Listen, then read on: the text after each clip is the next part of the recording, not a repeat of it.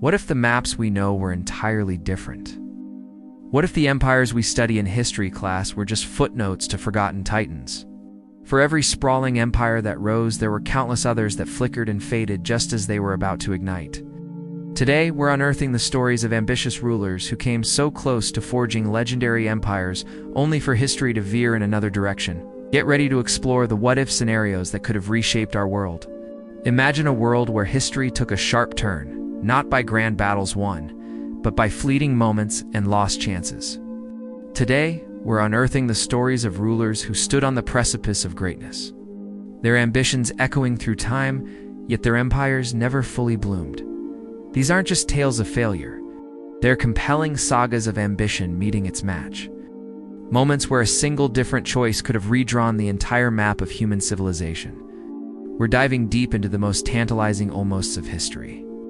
First, let's journey to the heart of the ancient Americas, to the flourishing Maya civilization. Here we meet Pacal the Great, ruler of Palenque. Under his long and prosperous reign, his city-state reached unparalleled heights of art, architecture, and astronomical knowledge. His tomb, the Temple of Inscriptions, is a monument to his power and legacy. Pacal's influence was so vast that he laid the groundwork for a potential pan-Mesoamerican empire, a unified Maya dominion that could have stretched across the continent. His vision was grand, his achievements legendary. But what if his dream had outlived him? What if his successors had managed to unite the powerful but often warring city-states under a single banner? Imagine a Maya empire, strong and centralized, meeting the Spanish conquistadors centuries later. The history of the Americas could have been completely different.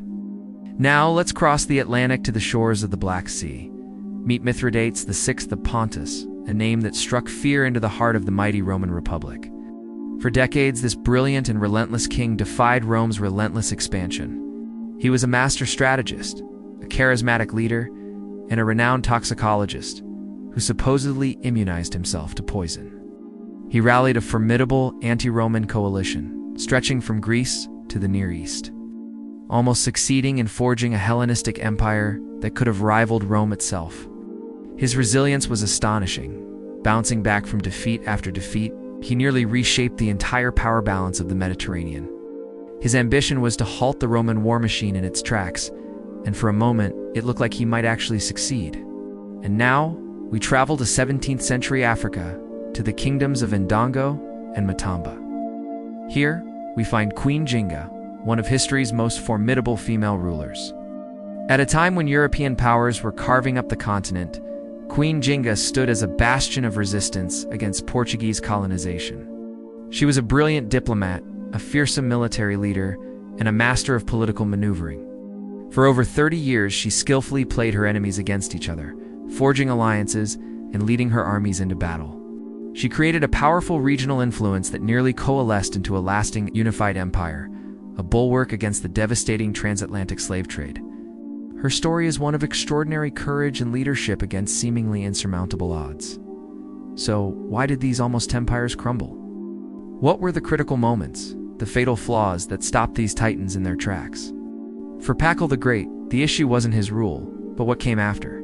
The Maya civilization was a collection of powerful, independent city-states. Despite his influence, Pacal couldn't fundamentally change this decentralized political structure. Without a strong, clear plan for succession and unification that would be honored by all, his grand vision for a unified Maya world fractured and dissolved after his death. The rivalries between city-states, which had been suppressed under his reign, re-emerged, preventing any single power from dominating the region. The dream of a pan-Maya empire died in the ensuing fragmentation. Mithridates of Pontus, Rome's greatest nemesis, also had an Achilles heel. His grand coalition against Rome was his greatest strength, but also his ultimate weakness. He was heavily reliant on foreign alliances, and these allies often proved unreliable, switching sides when the tide turned in Rome's favor. More than that, internal dissent and betrayal plagued his campaign from within. Even his own son turned against him.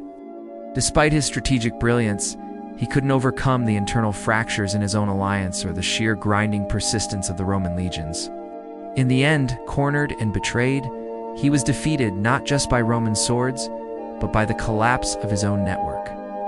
For the indomitable Queen Jinga, her struggle was against a force that was changing the entire world. Despite her extraordinary leadership and military prowess, she faced the overwhelming technological and numerical superiority of the European colonial powers. The Portuguese had firearms and a seemingly endless supply of men and resources fueled by global trade. Jinga was a master of guerrilla warfare and diplomacy.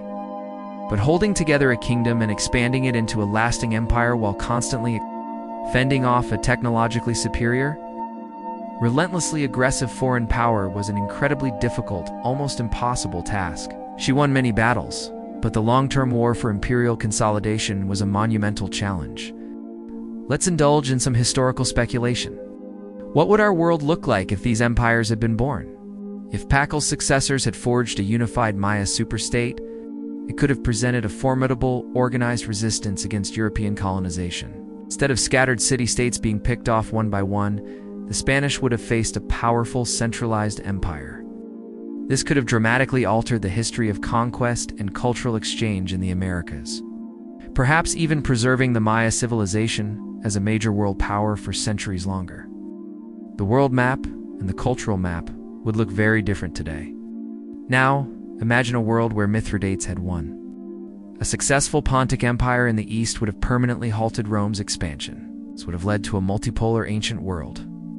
With Rome in the west and a powerful Hellenistic empire in the east, the geopolitical landscape would have been fundamentally different.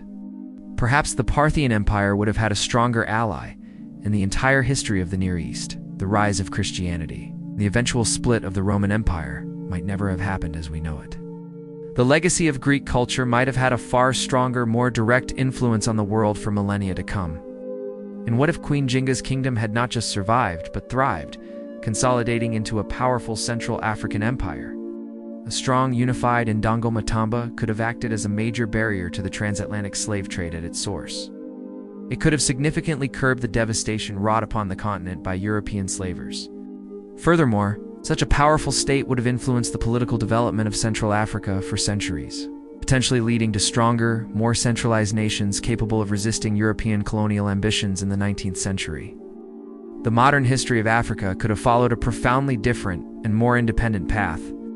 So, while their grandest imperial ambitions were never fully realized, these rulers were far from failures. Pacal the Great, Mithridates VI, and Queen Jinga left indelible marks on history. Their stories are powerful testaments to incredible ambition, strategic genius, and unwavering resilience. They prove that history is not just written by the ultimate victors, the almosts, the ones who dared to dream of a different future, also shaped our world in profound ways. Their legacies remind us that the course of history is never a straight line, but a complex web of triumphs, tragedies, and tantalizing what-ifs. What other almost empires or unsung rulers fascinate you? Who else stood on the brink of greatness, only to have history take another path? Share your thoughts in the comments below.